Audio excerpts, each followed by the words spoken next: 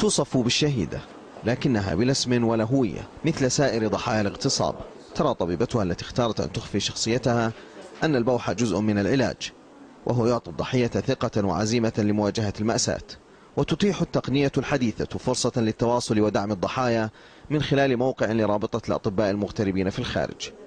هي واحدة من أكثر من 1500 حالة اغتصاب تم توثيقها، وقد تعرضت كما تقول لاغتصاب ممنهج منذ اعتقالها عند حاجز في حمص وصولا إلى فرع فلسطين. خلص لازم يتنفذ فيها الشيء هذا، فيجيب مجند ممكن هو يرفض.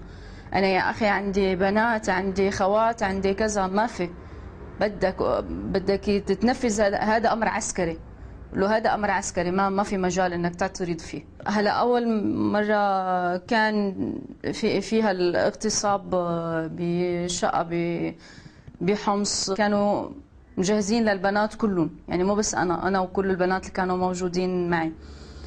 ونفس الشيء هذا الشيء إنه رجعت تكرر بفرع فلسطين باسل قزحلة. تعيش اليوم مع عائلة تستضيفها وتحاول محو تلك الصفحة من حياتها، وقد استفاد المتخصصون من تجارب المغتصبات في البوسنة. تأمين سكن يحسسها، يعيد إلى الإحساس بإنسانيته، بعدين السماح إلى أنه هي تتكلم براحتها، عدم الضغط عليها، إحساسها بالأمان، إحساسها أنه هذا شيء الشيء الذي أصابه مثل الذي أصاب الكثيرين بما فيه الشباب الجرحى المصابين المعتقلين. ولعل الأكثر إيلاما للضحايا هو تنكر الأهل والمجتمع.